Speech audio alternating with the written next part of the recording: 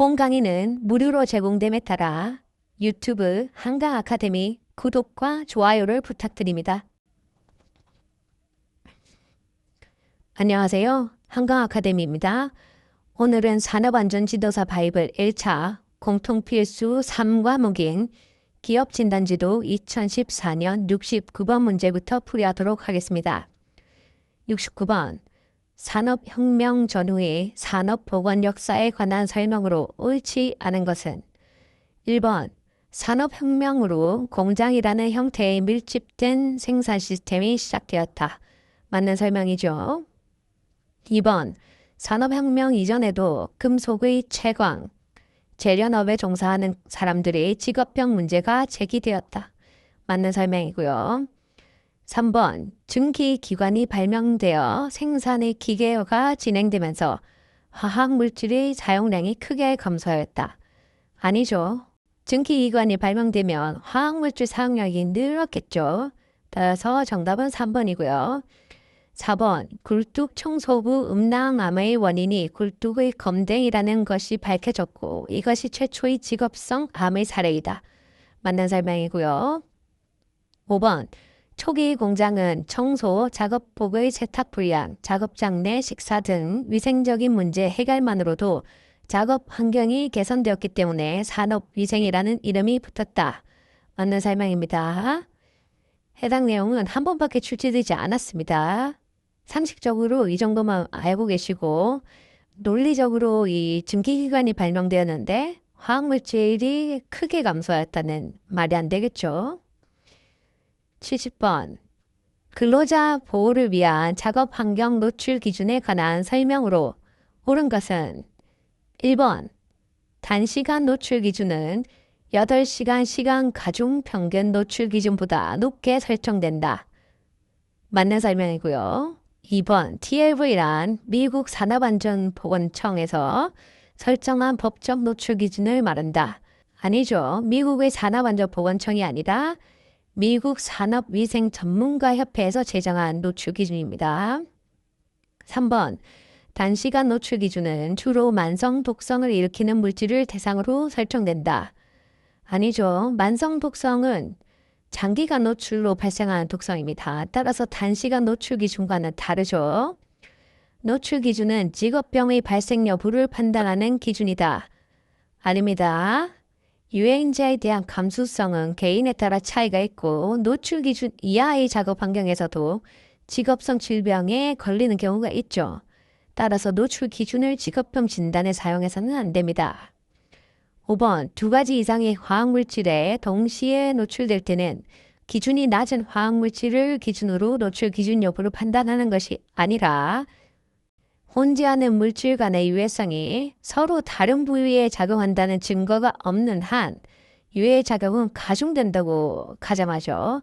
따라서 노출 기준은 화학물질 각각의 노출 기준분에 화학물질 각각의 측정치의 합으로 산출합니다.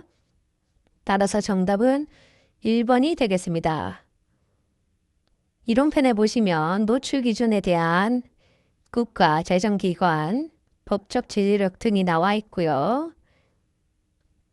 아까 나왔던 노출 기준과 관련된 내용은 화학물질 및 물리적 인자의 노출 기준이라는 기준에 나와 있습니다. 제2조 정의에서 출제된 것도 있고 제3조 노출 기준 사용상의 유의사항에도 있습니다.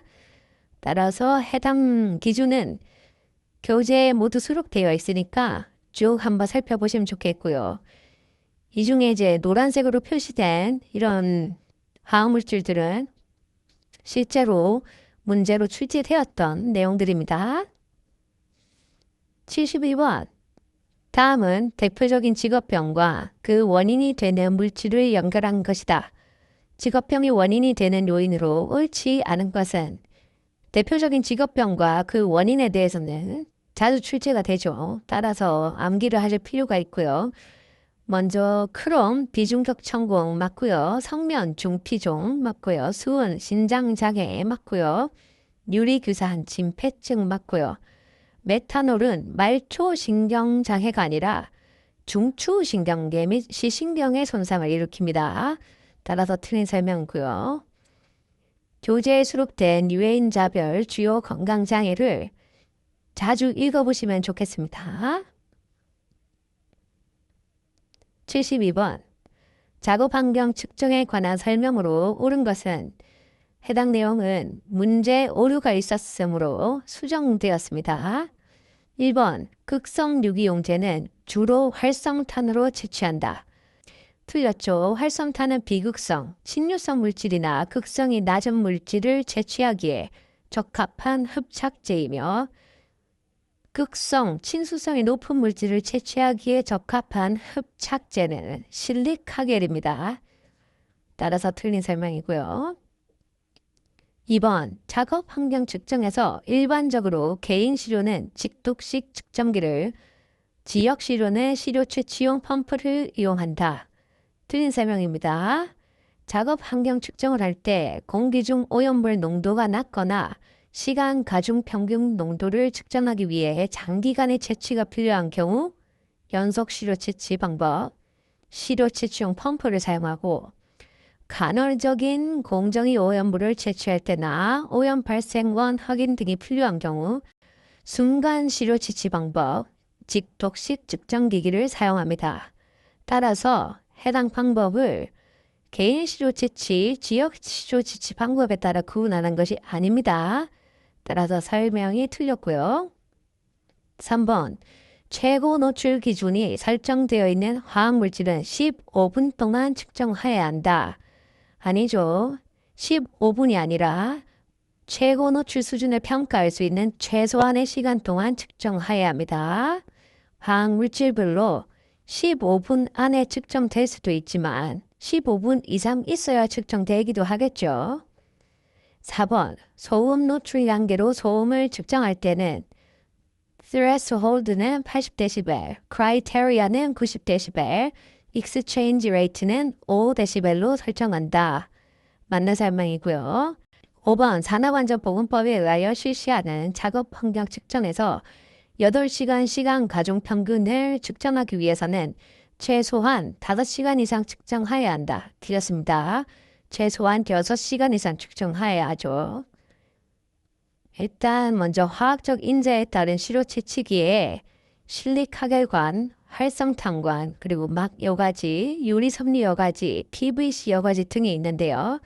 활성탄과 실리카겔은 친유성이냐, 친수성이냐 따라 선택하게 됩니다. 작업 환경 측정 시 시료 채취 방법은 아까 설명드린 대로 연속 시료 채취 방법과 순간 시료 채취 방법이 있고요.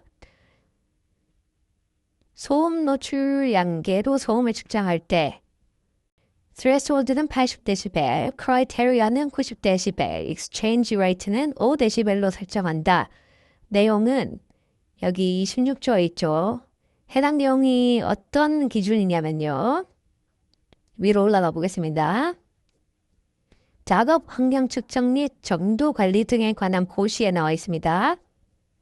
해당 고시는 정의부터 해서 군데군데에서 간혹 출제되고 있거든요. 그래서 내용을 수시로 읽어보고 특히 이런 숫자들에 유의해서 읽어보시는 게 좋을 것 같습니다.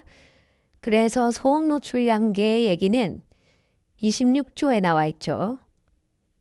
4호에 나와 있습니다. 그래서 정답이 옳은 거니까 4번이 되겠고요. 나머지도 잠깐 읽어보면 소음 측정에 사용되는 기기는 누적 소음 노출량 측정기, 적분형 소음계 또는 이와 동등 이상의 성능이 있는 것으로 하되 개인 시료 채취 방법이 불가능한 경우에는 지시 소음계를 사용할 수 있으며 발생 시간을 고려한 등가 소음 레벨 방법으로 측정할 것이라고 되어 있죠. 소음 발생 간격이 1초 미만을 유지하면서 계속적으로 발생되는 소음, 연소음을 지시 소음계 또는 이와 동등 이상의 성능이 있는 기기로 측정할 경우에는 그러하지 아니할 수 있습니다. 아직 출시되진 않았지만 2호 내용이 나올 수도 있겠죠. 소음계의 첨감 보정 회로는 A 특성으로 할 것. 그리고 4호는 실제로 13년도에 한번 출시됐었죠. 소음계 지침 및 동작은 느린 슬로우 상태로 하고요. 소음계의 지시치가 변동하지 않는 경우에는 해당 지시치를 그 측정점에서의 소음 수준으로 한다. 그리고 4, 5는 아까 정답으로 나와 있었고 5호도 나올 수 있겠죠. 소음이 1초 이상의 간격을 유지하면서 최대 음압 수준이 120데시벨 이상의 소음인 경우에는 소음 수준에 따른 1분 동안의 발생 횟수를 측정할 것. 그리고 노출 기준 종류별 측정 시간도 제18조에 나와 있습니다. 5번에 5시간 이상 틀렸다고 그랬죠. 여기 시간 가중 평균 기준이 설정되어 있는 대상 물질을 측정하는 경우에는 1일 작업 시간 동안 6시간 이상 연속 측정하거나 작업 시간을 등간격으로 나누어 6시간 이상 연속 분리하여 측정해야 한다고 되어 있죠. 다만 다음 각 호 어느 하나에 해당하는 경우에는 대상 물질이 발생 시간 동안 측정할 수 있다. 대상 물질의 발생 시간이 6시간 이하인 경우, 불규칙 작업으로 6시간 이하의 작업을 하는 경우 발생원에서 발생 시간이 간헐적인 경우가 있습니다. 그리고 3번에 나왔던 최고 노출 기준에 대한 내용도 18조 3항에 나와 있죠. 최고 노출 기준이 설정되어 있는 대상 물질을 측정하는 경우에는 최고 노출 수준을 평가할 수 있는 최소한의 시간 동안 측정해야 한다. 다만 시간 가중 평균 기준이 함께 설정되어 있는 경우에는 제1항에 따른 측정을 병행해야 합니다. 이외에도 교재에 수록되어 있는 다양한 조항들을 반드시 읽어보시길 바라겠습니다. 73번. 작업 환경 중 물리적 요인에 대한 설명으로 옳지 않은 것은 해당 내용도 문제가 오류가 있었기 때문에 수정되었습니다. 1번. 우리나라 8시간 소음 기준은 90데시벨이다. 맞는 설명이고요. 2번. 적외선에 과다하게 노출되면 백내장을 일으킨다. 그렇죠. 3번. 진동으로 인한 대표적인 건강장애는 레이노 증후군이다. 유해인자별 건강장애에 나와 있습니다. 4번. 해수면으로부터 20m를 잠수할 경우 잠수 작업자가 받는 압력은 약 3기압이다. 대기에서 기압은 1기압이죠. 물속 10m 내려갈 때마다 1기압 정도 증가합니다. 따라서 20m로 내려갔으니 평상시 대기압 1기압 더하기 10m당 1기압을 더해주면 3기압이 되겠죠. 5번. 자외선 중 파장이 짧은 영역은 전리 방사선이며 피부에 노출될 경우 피부암을 일으킬 수 있다. 틀렸죠. 자외선은 비전리 방사선이나 노출이 심할 경우 피부암을 일으킬 수 있죠. 비전리 방사선입니다. 아까 말씀드렸다시피 유해인자 진동에서는 혈액순환 장애, 레이노 증후군, 근골격계 질환 등이 있습니다. 작업 환경과 건강에는 이런 레이노 증후군, 조직 지지 지각, VTT 증후군, 눈부심 불쾌감 등 2번 정도 출제된 경우가 있고요. 우리나라 소음 노출 기준은 소음 강도 90데시벨에 8시간 노출될 때의 허용 기준선으로 정하고 있죠. 그리고 5데시벨 법칙을 따릅니다. 74번. 유해 요인 노출로부터 근로자를 보호하기 위한 개인보호구에 관한 설명으로 옳은 것은 1번. 산소 농도가 18% 이하인 작업장에서는 방독 마스크가 아니라 공기호흡기 또는 송기 마스크를 사용해야겠죠. 따라서 틀렸고요. 2번. 나노 입자에 노출되는 경우에는 특급 방진 마스크를 착용하도록 한다. 맞는 설명입니다. 3번. 발암성 유기용제에 노출되는 경우 특급 이상의 방진 마스크를 착용해야 한다. 아니죠. 방진이 아니라 방독 마스크나 공기호흡기, 송기 마스크 등을 착용해야 하고요. 4번. 방진 마스크는 여과 효율이 낮을수록 흡기 저항이 높을수록 성능은 향상된다. 아니죠. 여과 효율이 높을수록 성능이 좋죠. 잘 걸러주니까요. 흡기 저항이 높다는 것은 방진 마스크 착용하고 숨 쉬는 게 어렵다는 뜻입니다. 따라서 성능과 관계없습니다. 5번. 방독 마스크는 오래 사용하면 여과 효율은 증가하지만 흡배기 저항은 감소한다. 아니죠. 여과 효율도 감소하고 흡배기 저항은 증가하죠. 점점 성능이 떨어지게 됩니다. 따라서 정답은 2번이고요. 마지막 75번입니다. 작업장에 설치되어 있는 기존의 국소 배기 시스템에 관한 설명으로 옳지 않은 것은 1번. 덕트의 길이를 줄이면 후드에서의 풍량은 감소한다. 틀렸습니다. 송풍기의 풍량이 일정할 때 덕트의 길이를 줄이면 덕트 내부의 압력 손실이 감소하기 때문에 후드에서의 풍량은 증가하게 됩니다. 나머지 옳은 걸 한번 보겠습니다. 송풍기 날개의 회전수를 2배 늘리면 송풍기의 풍량은 2배 증가합니다. 송풍기 배출부 뒤쪽에 있는 덕트 내의 압력은 대기압보다 높습니다. 그리고 덕트 내에 분진이 퇴적되어 내경이 좁아지면 후드 정압이 감소하게 됩니다. 송풍기 앞쪽에 있는 덕트에 구멍이 생기면 후드에서 풍량이 감소하게 되죠. 국소 배기 시스템 특징은 2번 정도 출제되었는데요. 한번 살펴보시면 좋겠습니다. 오늘 강의는 여기까지 하도록 하겠습니다. 다음 강의는 2015년 문제부터 풀이하도록 하겠습니다. 감사합니다. 더 자세한 내용은 네이버에 산업안전지도사 바이블을 검색해 보세요. 감사합니다.